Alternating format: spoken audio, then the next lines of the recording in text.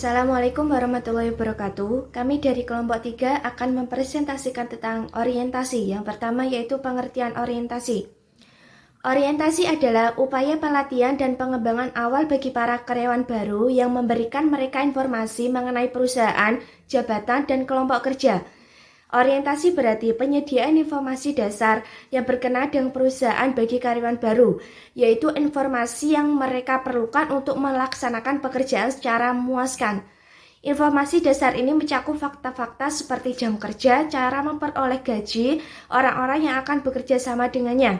Dengan demikian, dapat dijelaskan bahwa kegiatan orientasi merupakan persiapan atau pembekalan kepada seorang karyawan yang baru dengan menyediakan informasi dasar mengenai segala sesuatu yang berkaitan dengan tempat bekerjanya supaya dapat memahami pekerjaannya dan melaksanakan pekerjaannya secara memuaskan. Sedangkan tujuan orientasi adalah yang pertama, memperkenalkan pegawai baru dengan perusahaan, menghindari adanya kekacauan yang mungkin disebabkan oleh seseorang pekerja baru ketika diserahkan pekerjaan baru.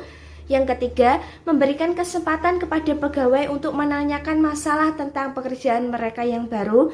Yang keempat, menghemat waktu dan tenaga pegawai dengan memberitahukan kepada mereka kemana harus meminta keterangan atau bantuan dalam menyelesaikan masalah yang mungkin timbul. Yang terakhir yaitu menerangkan peraturan dan ketentuan perusahaan sedemikian rupa sehingga pegawai baru dapat menghindari rintangan atau masalah. Yang selanjutnya yaitu manfaat orientasi. Yang pertama, mengurangi kecemasan karyawan. Yang kedua, karyawan baru bila mempelajari tugasnya dengan lebih baik. Yang ketiga, karyawan memiliki ekspektasi yang lebih realistis mengenai pekerjaannya. Yang keempat, karyawan baru menjadi lebih mandiri. Dan yang kelima, karyawan baru menjadi lebih baik. Kemudian poin ke B yaitu materi orientasi. Yang pertama yaitu aspek organisasi. Telah dikemukakan di atas bahwa salah satu sasaran program pengenalan adalah para pegawai baru dalam yang relatif singkat memahami kultur, nilai-nilai, dan kebiasaan-kebiasaan organisasi. Pemahaman tersebut diterapkan berakibat pada terjadinya berbagai penyelesaian yang diperlukan oleh pegawai baru yang bersangkutan.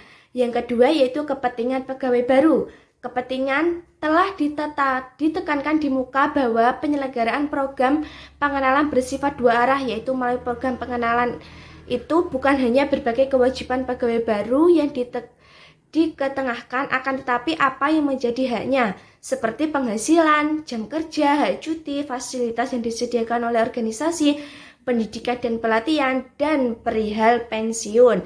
Yang ketiga yaitu tahap orientasi. Yang pertama yaitu perkenalan. Memperkenalkan pegawai baru mulai dari unit kerjanya sendiri sampai unit kerja besarnya dan sampai unit-unit kerja yang terkait lainnya. Dalam hal tersebut akan mempermudah dia untuk bertanya jika ada hal-hal yang kurang jelas. Yang kedua yaitu penjelasan tujuan perusahaan. Dengan menjelaskan profil perusahaan secara lengkap seperti visi, misi, nilai-nilai, budaya perusahaan, dan struktur organisasi akan membuat pegawai baru lebih mengenal perusahaan tersebut sehingga akan membangkitkan motivasi dan kemampuan dia untuk mendukung tujuan perusahaan. Yang ketiga yaitu sosialisasi kebijakan.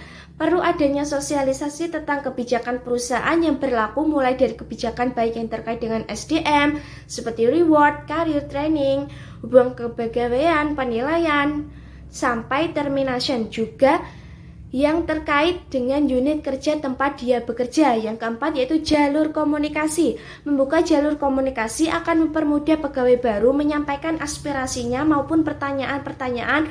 Untuk itu perlu dibukanya ruang komunikasi bagi para pegawai baik melalui komunikasi rutin melalui tatap muka maupun seperti email maupun telepon. Yang kelima yaitu proses monitoring. Tentunya pada awal bekerja, si pegawai baru sudah disosialisasikan target kerja yang harus dicapai. Perlu adanya monitor rutin akan hasil kerjanya, sehingga akan membantu pegawai tersebut lebih lagi meningkatkan kualitas kerjanya. Poin yang kedua yaitu keuntungan dan kelemahan orientasi.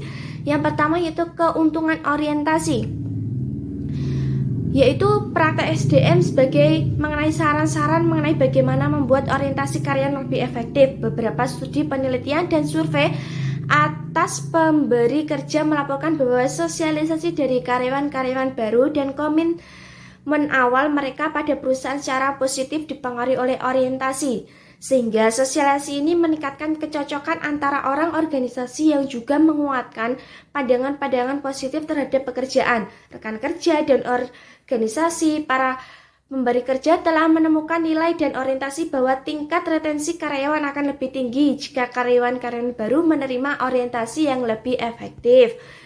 Yang terakhir yaitu kelemahan organisasi.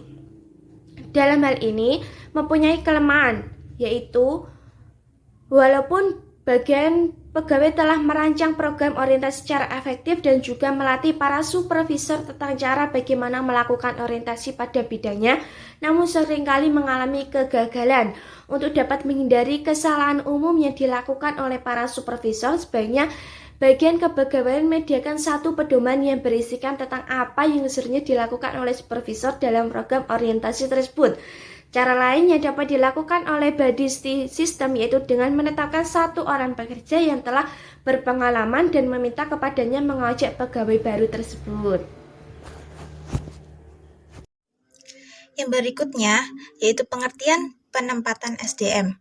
Lah, yang dimaksud dengan penempatan itu merupakan penugasan kembali dari seorang karyawan pada sebuah pekerjaan baru. Lah, kebanyakan keputusan penempatan ini itu diambil oleh manajer lini. Kebutuhan penempatan karyawan, manajer dan non-manajer dipenuhi melalui dua cara, yaitu yang pertama dari pihak luar perusahaan, rekrutmen eksternal, dan penugasan kembali karyawan yang ada atau disebut sebagai penempatan dari dalam, rekrutmen internal. Lah, tujuan penempatan itu sendiri, yaitu yang pertama, tujuan itu berfungsi untuk mengarahkan perilaku, begitu juga dengan penempatan karyawan. Manajemen SDM menempatkan seorang karyawan atau calon karyawan dengan tujuan agar karyawan yang bersangkutan lebih berdaya guna dalam melaksanakan pekerjaan yang dibebankan serta untuk meningkatkan kemampuan dan keterampilan sebagai dasar kelancaran tugas. Nah, adapun yang berikutnya yaitu bentuk-bentuk penetapan. Nah, yang pertama yaitu promosi. Promosi itu apabila seorang pegawai dipindahkan dari suatu pekerjaan ke pekerjaan yang lain yang bertanggung jawabnya itu lebih besar dan penghasilan atau jabatannya lebih tinggi dan lebih dari yang sebelumnya. Yang kedua yaitu alih tugas. Lah, dalam rangka penempatan, alih tugas itu dapat mengambil sebuah bentuk, yaitu penempatan seorang pada tugas baru dengan tanggung jawab dan penghasilan yang relatif sama dengan statusnya yang lama. Nah, akan tetapi alih tugas memperoleh manfaat yang sama pula, yaitu manfaatnya bisa mendapatkan pengalaman, bisa mendapatkan pengetahuan yang lebih, dan sebagainya. Lah, yang ketiga yaitu demosi. Demosi ini yaitu berarti bahwa seseorang karena berbagai pertimbangan mengalami penurunan pangkat atau jabatan dan penghasilan dan tanggung jawabnya yang semakin kecil. Nah, dalam demosi ini pasti semua orang tidak ingin merasakan demosi tersebut. Nah, yang F yaitu prinsip-prinsip penempatan SDM. Yang A yaitu prinsip kemanusiaan. Lah, prinsip yang menganggap manusia sebagai unsur pekerjaan yang mempunyai persamaan harga diri, kemampuan, keinginan, cita-cita, dan kemampuan itu harus dihargai posisinya sebagai manusia. Dan yang B yaitu prinsip demokrasi. Lah, prinsip ini menunjukkan adanya saling menghargai, saling support satu sama lain, dan saling bantu. Dan yang ke-C yaitu prinsip the right man on the right place.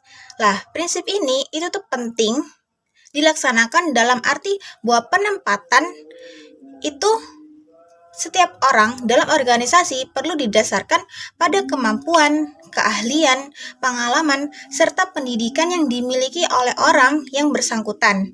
Lah, yang D yaitu prinsip equal pay for equal work. Nah, prinsip ini itu memberikan balas jasa terhadap karyawan baru didasarkan atas hasil prestasi kerja yang didapat oleh pegawai yang bersangkutan.